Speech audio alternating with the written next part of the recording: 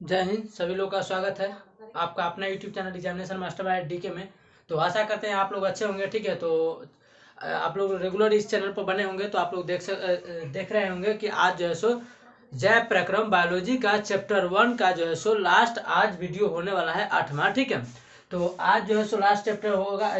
Chapter biology का जो है सो चैप्टर का यानी कि लास्ट क्लास होगा जैव प्रक्रम लैब प्रोसेस का। उससे बनने वाला आप जो सब्जेक्टिव एडिटिव कर लेते हैं जो काफ़ी इंपॉर्टेंट होगा एग्जाम के दृष्टिकोण से, आपको सब्जेक्टिव ही हो या ऑब्जेक्टिव, इससे बाहर नहीं जाएगा। ठीक है, तो जैसे अपने दोस्तों के साथ स्टडी ग्रुप में अपना शेयर कीजिए फटाफट। अच्छा लगे तो लाइक जरूर कीजिएगा, कमेंट सेक्शन में बताइएगा वीडियो आप लोग को कैसा लगा। ठीक है, तो करते हैं जीव विज्ञान यानी कि लाइव प्रोसेस चैप्टर 1 फर्स्ट है जैव प्रक्रम से संबंधित बनने वाला।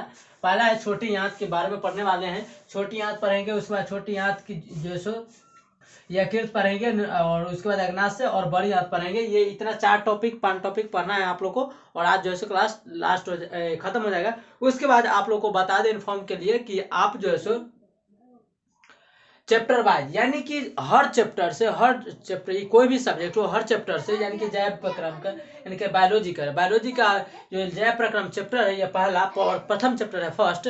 इससे जो जितना बनने वाला यानी कि 30-35 चैप्टर ऑब्जेक्टिव क्वेश्चन जो होगा उसको हम करा देंगे लाइव, वो भी आपको।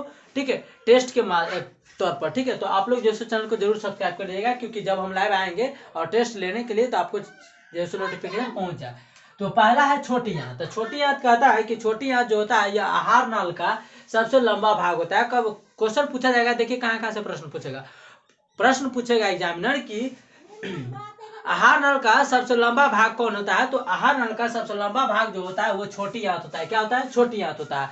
और इसका आकार क्या होता है? तो इसका आकार जो होता है बेलना के आकार का होता है। क्या होता है? बेलना के आकार का होता है। आहार नल क्या होता है? आहार नल जैसे कि इसको कहते हैं आहार नल, तो इसका बेलना के आकार का ना है, बेलना के आकार का है। तो वही कहता है कि इसका आकार जो होता है बेलना के आकार का रचना होता है। आहार नल के इस भाग में पाचन की क्रिया पूर्ण होती है। प्रश्न आपको यह भी पूछा जाता है कि भोजन का पाचन मनुष्य में या भोजन का पाचन पूर्ण रूप से कहाँ होता है। तो छोटी आंत में होता है। पूछेगा प्रश्न कि भोजन का पूर्ण पाचन मनुष्य में कहाँ होता है, तो कहाँ होता है? छोटी आंत में होता है। ठीक है, क्योंकि हम लोग जब खाना खाते हैं तो उस समय क्या करते हैं, हम लोग सिर्फ खाना को चबा चबा कर निकालते हैं। ठीक है, तो छोटी आंत का जो सो भोजन का पाचन जो होता है पूर्ण छोटी आंत में होता है। इसकी लंबाई की बात किया जाए तो इसका लंबाई जो होता है मनुष्य में छोटी आंत की जो लंबाई होता है 6 मीटर होता है। क्या होता है? 6 मीटर होता है। जबकि इसकी चौड़ाई, लंबाई यानी कि ऐसा, ठीक है, चौड़ाई मतलब इस तरफ, तो लंबाई जो होता है इसकी 6 सेंटीमीटर होता है, 6 मीटर होता है। कितना होता है? तो 6 मीटर इसकी लंबाई होता है छोटी आंत की। जबकि 2.5 सेंटीमीटर यानी कि कह सकते हैं 2.5 यानी कि 2.5 सेंटीमीटर जो होता है इसका चौड़ाई होता है। ठीक है, तो इतना लिख दीजिएगा। छोटी आंत के बारे में लिखना होगा। छोटी आंत से आप क्या समझते हैं, छोटी आंत होता है क्या है, तो लिख दीजिएगा कि आहार नल की सबसे लंबा भाग जो होता है वो छोटी आंत होता है, जहां भोजन का पूर्ण पाचन होता है। क्या होता है? भोजन। लिख कर इसी लाते हैं क्योंकि जब लिखेंगे नहीं इतना सारी तो वीडियो कुछ ज्यादा लंबा हो जाता है। ठीक है, तो सोचते हैं कि जो मेन टॉपिक है उसको लिख लेते हैं। जो अगर आप चाहते हैं तो स्क्रीनशॉट भी लेकर आप नोट्स बना सकते हैं और इसके वजह से एक्सप्लेन करके और अच्छा से विस्तार करके हम आप लोग को बता देते हैं। तो लिख सकते हैं छोटी आंत के बारे में। कैसे लिख सकते हैं? तो छोटी आंत जो होता है वो आहार नल का सबसे लंबा भाग होता है, जिसमें तो जिसकी लंबाई 6 सेंटीमीटर और चौड़ाई 2.5 सेंटीमीटर होता है। 2.5 सेंटीमीटर 5 सेंटीमीटर होता है। लंबाई कितना होता है? तो 6 मीटर होता है, जिसकी चौड़ाई क्या होता है? 2.5 सेंटीमीटर होता है। पूछेगा कि इसकी आकार कैसी होता है, तो इसका आकार बेलना के आकार का होता है। और भोजन का पूर्ण पाचन कहाँ होता है? तो छोटी आंत में होगा। इतना आप लोग लिख दीजिएगा, इतना सफिशियंट है। ठीक है, आगे आते हैं कि छोटी आंत। तो छोटी आंत यह 3 भागों में बांटा होता है। इसमें लिख दीजिएगा छोटी आंत जो होता है 3 भागों में बांटा होता है। पहला भाग को ग्रहणी कहते हैं। क्या कहते हैं? पहला भाग को ग्रहणी कहते हैं, दूसरा को जेजुनम कहते हैं, तीसरा के इलियम कहते हैं। क्वेश्चन यह भी पूछा जाएगा ऑब्जेक्टिव में कि छोटी आंत कितनी भागों में बांटा होता है। तो छोटी आंत हम लोग लिख लीजिएगा कि छोटी आंत जो होता है वो 3 भागों में बांटा होता है। कितना भागों में? तो छोटी आंत जो होता है 3 भागों में बांटा होता है। पहला भाग को कहते हैं ग्रहणी, दूसरा भाग को कहते हैं जेजुनम और तीसरा को कहते हैं इलियम। ठीक है, आगे आते हैं कि ग्रहणी में लगभग बीचों बीच एक छिद्र होता है। ग्रहणी जो होता है छोटी आंत का जो फर्स्ट वाला जो भाग होता है ग्रहणी, उसमें एक बीचों बीच जो होता है एक छिद्र होता है। क्या होता है? एक छिद्र के के द्वारा एक नलिका खुलती है, यानी कि मानकर चलिए यह ग्रहणी है, ग्रहणी के बीचों बीच एक छिद्र एक नलिका के द्वारा खुलती है।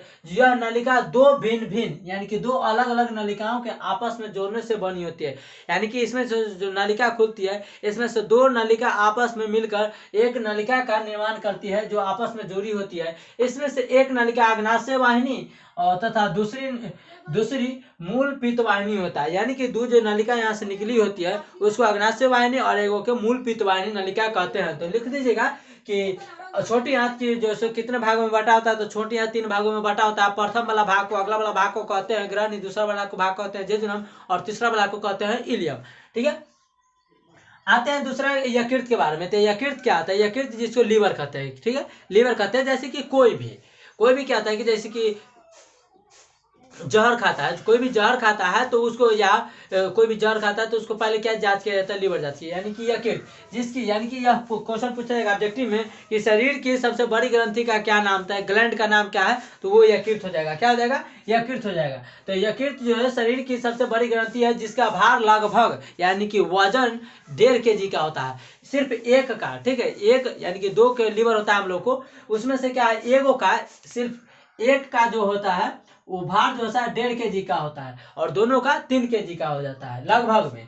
यह उदर के ऊपरी दाहिने भाग में अवस्थित होता है। उदर के ऊपरी दाहिने भाग में स्थित होता है। क्या होता है? दाहिने भाग में, यानी कि इस तरफ होता है, इस तरफ जो होता है उदर के भाग में, और इस तरह का जो अमाशय होता है सी आकार के, आगे पढ़ेंगे। ठीक है, तो क्वेश्चन पूछेगा कि शरीर की सबसे बड़ी ग्रंथि क्या है, तो यकृत हो जाएगा जिसका वजन कितना होता है? लगभग करीब 1.5 kg का, यानी कि 1.5 kg, यानी कि 1.5 kg, यानी कि 1 किलो 500 ग्राम का होता है। ठीक है, जो कहाँ होता है? तो यह जो स्थित होता है यह उदर क्या होता है? उदर यानी कि पेट के ऊपर जो है दाहिने साइड में यह स्थित होता है। ठीक है, दाहिने भाग में अवस्थित होता है। आ गया इसका कार्य। तो पित्त का यानी कि यकृत का जो काम क्या होता है उसके बारे में जान लीजिए। यकृत का हमारे शरीर में काम क्या है? यकृत जो होता है वो पित्त का निर्माण करता है। क्या करता है? पित्त का निर्माण करता है। तो जैसे कि ये वास्तविक है कि अगर मान के चले कोई भी चीज, यानी कि कोई भी रूम हो या कोई भी फैक्ट्री हो, वहां पर कोई सामान बनता है तो उसको जमा करने के लिए एक जगह होता है, एक रूम होता है। उसी तरह पित्त जो यकृत जो होता है वो पित्त का निर्माण करता है। किसका निर्माण करता है? पित्त का निर्माण करता है। लेकिन ये पित्त जमा होगा कहाँ? और पित्त बता दे कि यह एक क्षारीय होता है। क्या होता है? क्षारीय द्रव होता है जिसका पीएच मान 7 से अधिक होता है वो क्षारीय होता है, और जिसका पीएच मान 7 से कम होता है वो अम्लीय होता है, जिसका पीएच मान 7 होता है वो उदासीन होता है। ठीक है, तो कहता है कि इसका कार्य क्या है? तो पित्त अमाशय से ग्रहणी में आए अम्लीय कायम की अम्लीयता को नष्ट कर देता है। क्या करता है? तो बता रहे थे कि आप लोग को, जैसे कि पित्त जो होता है वो पित्त का यकृत जो होता है पित्त का निर्माण करता है, और यह पित्त जब निर्माण यानी कि बन जाता है तो जमा कहाँ होगा? पित्त तो जमा करके यकृत तो जमा करके रखेगा नहीं, तो उसके लिए एक पित्ताशय होता है, गाल ब्लडर जिसको कहते हैं, वहां जाकर यह जमा रहता है। इसका काम क्या होता है कि जैसे कि मान के चले भोजन हम खाते हैं, भोजन जब हम खाते हैं तो उसमें काफी सारे, जैसे कि हमारे 3 जो लाल ग्रंथि है मुख में भी पाया जाता है, वहां से फिर आते हुए क्या करता है कि वहां से आर तक जाता है जिसमें हाइड्रोक्लोरिक अम्ल मिल जाता है। तो ये क्या होता है कि ज्यादा अम्लीय हो जाता है। क्या हो जाता है? भोजन जो होता है हमारा ज्यादा अम्लीय हो जाता है, और सभी को ज्यादा अम्लीय भोजन हो जाएगा तो क्योंकि ये ध्वनि ढकार हो जाएगा और नहीं अनाज अच्छा से पच पाएगा, जिसके कारण इसको क्षारीय करता है। क्षारीय करता है यानी कि कड़वा करता है। क्यों? यही पित्त जो होता है इसमें कुछ मिल जाता है जिसका कलर किस तरह का होता है? रंग। तो इसका रंग जो है नीला गाढ़ा तरह का होता है, हरा कह सकते हैं कि हरा गाढ़ा एकदम इसका कलर होता है, और इसका पीएच मान जो होता है 7 से अधिक, यानी कि यह एक क्षारीय द्रव होता है। ठीक है, क्षारीय द्रव होता है, इसका रंग हरा रंग का होता है जो गाढ़ा होता है काफी। इसका कार्य है कि पित्त अमाशय से ग्रहणी में आए अम्लीय की, पित्त जो होता है अमाशय से ग्रहणी में, अमाशय से जो हमारा भोजन ग्रहणी में आता है, छोटी आंत की पहला भाग में तो आता है, ग्रहणी में आए अम्लीय कायम की अम्लता को नष्ट कर देता है। यानी कि भोजन जो हमारा आता है काफी अम्ल से, यानी कि घुल मुल करके एकदम लसर पसर की लेयर से जो होता है आता है अम्ल से, यानी कि अम्ल बनकर खट्टा होकर भोजन, उसको क्या करता है? अम्लीयता को यह पित्त जो होता है वो नष्ट करने का कार्य करता है। आगे आता है कि पित्त के लवणों की सहायता से भोजन के वसा का विखंडन मतलब तोड़ता है। क्या करता है कि जो अम्लीयता जो अम्ल से भोजन जो सना हुआ रहता है अम्ल से, वो उसको जो है पित्त क्या करता है कि उसको विखंडन यानी कि तोड़ता है या पायसीकरण करता है। ठीक है, आगे आते हैं कि अग्नाशय अमाशय के ठीक नीचे तथा ग्रहणी के घेरे पीले रंग की एक ग्रंथि होती है जो अग्नाशय कहलाती है। यानी कि अग्नाशय क्या होता है कि अमाशय के ठीक नीचे, अमाशय जो होता है उसका जस्ट ठीक नीचे जो होता है वो घेरे पीले रंग की होती है, जो अग्नाशय कहलाती है। अग्नाशय कहलाते हैं, यानी कि यह जो होता है पीले रंग की घिरी होती है, जो अंगूठा के टाइप का होता है, जिसको क्या कहते हैं, अपेंडिक्स कहते हैं। और किस तरह होता है, तो दाहिनी साइड होता है, ठीक है, दाहिनी साइड होता है इस तरफ, अंगूठा के आकार का होता है दाहिनी साइड। जो मान के चले कभी ज्यादा भोजन कर लेने के बाद इसका आकार जो होता है बंद रहता है, लेकिन इसका काम जो होता है वो शाकाहारी जीव जंतुओं में इसका काफी योगदान है। क्योंकि पहले हम लोग को भी जैसे कि ऑब्सेसिव अंग के रूप में आ जाता है, क्वेश्चन पूछेगा आप लोग से कि ऑब्सेसिव अंग क्या है, तो अपेंडिक्स हो जाता है, अपेंडिक्स ऑप्शन में दे देता है। लेकिन जैसे कि 5 4 का ऑब्सेसिव अंग का नाम लिखना होता है, जैसे कि कर्ण पल्लव हो गया, ये सब जो क्या हो गया, ऑब्सेसिव अंग हो गया। हमारे त्वचा का बाल क्या होगा, ऑब्सेसिव अंग हो गया। अपेंडिक्स हो गया, ऑब्सेसिव अंग हो गया। इसी तरह आपसे अपेंडिक्स का काम क्या है, तो अपेंडिक्स का काम जो है सेलुलोज को पाचन करना। तो आप लोग बताइए, हम लोग क्या करते हैं कि हम लोग जो पहले हम लोग का पूर्वज जो था लाखों करोड़ साल पहले क्या हुआ था कि उसमें जो सब पहले हम लोग का पूर्वज क्या थे, घास उस यानी फल उल खाते थे, यानी कि उनको जो सो अपेंडिक्स का पहले काम हुआ करता था। लेकिन अब क्या है, अभी जो है सो काफी तेल पके और जो है सो बना बनाया हुआ खाना खाते हैं, तो अपेंडिक्स का काम नहीं रह गया है, ठीक है। तो यह जो है अपेंडिक्स का काम शाकाहारी जीव जंतु में जैसे कि गाय भैंस में हो गया, ये सब को, क्योंकि सेलुलोज को पचाने में काफी योगदान करता है। लेकिन हम लोग में जैसे आपका सेलुलोज को खाते हैं, सेलुलोज किस में होता है, तो घास उसमें होता है, ठीक है, घास उसमें खाता है। लेकिन हम लोग घास खाते हैं जैसे कि घास के रूप में, जैसे कि साग क्या होता है, तो हम वो अज्जू वाला को खाते हैं, उसमें सेलुलोज की मात्रा कम होता है, जिसके कारण वो खुद से थोड़ा सा पच जाता है, और जब उसको बना देते हैं तो और वो थोड़ा सा जो है नरम हो जाता है, ठीक है। तो आते हैं अग्नाशय। तो अग्नाशय के ठीक नीचे तथा ग्रहणी के घेरे पीले रंग की एक ग्रंथि होती है जो अग्नाशय कहलाती है। अग्नाशय के जस्ट शीर्ष पर क्या होता है, इसके जस्ट शीर्ष पर जो होता है माथा पर, वो अपेंडिक्स होता है, ठीक है, अंगूठा के टाइप का। और इसमें जो अनाज चला जाता है कभी कभी, देखिएगा इसमें अनाज अगर चला जाता है कभी, तो अनाज इसमें पचता ना है, बल्कि इसमें जाके सड़ जाता है, और सड़ने के बाद इसमें घाव बन जाता है, घाव बन के इसमें पीच भर जाता है अपेंडिक्स में, और घाव बन जाता है। और पीच बन के क्या करता है, जैसे कि मान के चले शरीर के कहीं भी घाव, अगर अंग पर घाव बन जाता है तो पीच भरा हुआ रहता है, तो देखिएगा वो टप टप मारता है, यानी कि बहुत दर्द करता है। उसी तरह पेट के अंदर जो अपेंडिक्स में जब घाव होता है अनाज को सड़ने से, क्योंकि उसमें पाचन नहीं होता है, तो उसमें घाव बन जाता है, घाव बन के पीच बन जाता है। पीच बनने के बाद क्या होता है कि वह घाव टप टप करने लगता है, यानी कि दर्द करने लगता है। तो कहते हैं कि जो पेट में जैसे दर्द हो रहा है, मीठा मीठा या बहुत जोर से दर्द होता है, ठीक। कभी काल क्या होता है कि छोटा मीठा मीठा शुरुआती दौर में दर्द होता है, तो हम लोग जो है झोला छाप डॉक्टर से दिखा लेते हैं, और करते क्या है कि दर्द को दबने के लिए टैबलेट दे देता है, हम खाकर फिर आराम करते हैं। फिर इसी तरह फिर अंतिम में जब खूब दर्द होता है तो हम लोग जाते हैं हॉस्पिटल, और अल्ट्रासाउंड कराते हैं, तो पता चलता है कि हम जिससे अपेंडिक्स हो चुका है, और अपेंडिक्स जो है सो पकने वाला है और फट जाता है, नहीं इलाज करवाते तो फिर उसको क्या करता है कि डॉक्टर के माध्यम से अपेंडिक्स को काट के हटा देता है, लेकिन इसका अब शरीर में कोई काम नहीं है, ऑब्सेसिव अंग के रूप में आता है। आते हैं बड़ी आंत के बारे में। बड़ी आंत के बारे में जो होता है क्या होता है, पानी का चूषण होता है। पहली बात तो पूछा जाएगा कि भोजन का पूर्ण पाचन कहाँ होता है, तो भोजन का पूर्ण पाचन जो होता है हमारी छोटी आंत में पूर्ण हो जाता है। आते हैं बड़ी आंत सबसे नीचे होता है। बड़ी आंत छोटी आंत आहार नाल के अगले भाग बड़ी आंत में खुलती है, यानी कि छोटी आंत जो होता है आहार नाल के अगले भाग जो होता है बड़ी आंत में खुलती है, और बड़ी आंत 2 भागों में बांटा होता है। बड़ी आंत 2 भागों में, छोटी आंत कितने भागों में, 2, ग्रहणी जजुनम इलियम, और जो बड़ी आंत कितने भागों में, 2 भागों में। पहला होता है कोलन, दूसरा होता है मलाशय या रेक्टम।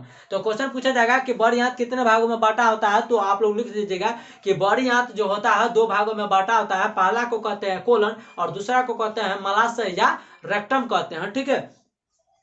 उसके बाद कहते हैं कि बड़ी आंत तथा छोटी आंत के जोड़ पर, यानी कि जहां बड़ी आंत, मान के चलिए यह बड़ी आंत हो गया, यह बड़ी आंत हो गया, यह छोटी आंत हो गया, दोनों का जहां ज्वाइंट होता है, जहां मिलता है, उस जोड़ को क्या कहते हैं, उस जोड़ पर एक छोटी नली होती है जो सीकम कहलाता है। क्या कहलाता है, एक सीकम कहलाता है, सीकम कहलाता है। और सीकम के शीर्ष पर, सीकम जो होता है यानी कि छोटी आंत और बड़ी आंत जहां जुड़ता है, जहां मिलता है, उस जोड़ पर एक सीकम होता है, सीकम कहलाता है। और सीकम के शीर्ष पर, शीर्ष मतलब ऊपर होता है, माथा, यानी कि शीर्ष के ऊपर पर एक उंगली जैसी यानी कि अपेंडिक्स की बात कर रहे हैं, तो उंगली जैसी रचना पाई जाती है जिसे अपेंडिक्स कहते हैं। कोलन 3 भागों में बांटा होता है। फिर उसके बाद कहते हैं बड़ी आंत कितने भागों में, 2 भागों में बांटा होता है। पहला भाग को कहते हैं क्या, पहला भाग को कोलन, दूसरा भाग को तलाशी या रेक्टम कहते हैं। फिर कोलन 3 भागों में बांटा होता है। क्या होता है? कोलन 3 भागों में बांटा होता है। पहला वाला भाग को कहते हैं ऊपरीगामी कोलन, दूसरा वाला को कहते हैं अनुप्रस्थ कोलन और तीसरा वाला को कहते हैं अधोगामी कोलन कहते हैं। तो आशा करते हैं आप लोग यहाँ तक समझ गए होंगे। ठीक है, तो यही कोलन के माध्यम से, जैसे यह कोलन जो हो गया यानी कि अधोगामी कोलन हो गया, जैसे कि हमारे खाना को पचते हुए मुख, तो क्वेश्चन पूछा जाएगा कि मुख मनुष्य में भोजन का पाचन कहाँ से शुरू होता है, तो हम लिख देंगे कि भोजन का पाचन मुख गुहा, मुख यानी कि मुंह से शुरू होता है और अंत में जाकर छोटी आंत में पूर्ण हो जाता है। बड़ी आंत में क्या होता है कि जो हम भोजन किए हुए रहते हैं पहुंच उच कर आता है छोटी आंत से, वो बड़ी आंत क्या करता है? पानी को अवशोषण यानी कि चूसने का काम करता है। कभी कभी प्रश्न पूछेगा ऑब्जेक्टिव में कि पानी का चूसने का काम जो है सो कौन करता है, तो बड़ी आंत करता है। लेकिन बड़ी आंत नाम भले बड़ा है लेकिन छोटा सा रहता है। ठीक है, लेकिन छोटी आंत का नाम छोटा है लेकिन वो बड़ा होता है और भोजन का पूर्ण पाचन छोटी आंत में ही होता है। ठीक है, तो यही कोलन के माध्यम से जो पानी अवशोषण हो जाता है, उसके बाद जो अवशिष्ट पदार्थ के रूप में जो मल मूत्र बच जाता है, वो अधोगामी कोलन के माध्यम से जो है सो हमारे शरीर से अब समय के बाद जो है समय पर जो है अपशिष्ट के माध्यम से शरीर से हमारा बाहर निकल जाता है। तो आशा करते हैं आप लोग को समझ में आ गया होगा। कोई भी डाउट हो तो आप लोग पूछ सकते हैं। Examination master by DK Facebook, Telegram, Instagram कहीं भी जुड़ सकते हैं और डाउट अपना क्लियर कर सकते हैं। आशा करते हैं कि आप लोग का डाउट ना रहे। ठीक है, और ज़्यादा से ज़्यादा शेयर कीजिएगा। आप लोग को सपोर्ट की जरूरत है, ज़्यादा से ज़्यादा शेयर कीजिए। चैनल पर नए तो चैनल को सब्सक्राइब करके नोटिफिकेशन कॉल कर लीजिएगा। ठीक है, अच्छा लगे तो लाइक जरूर कीजिएगा, कमेंट सेक्शन में बताइएगा कैसा रहा।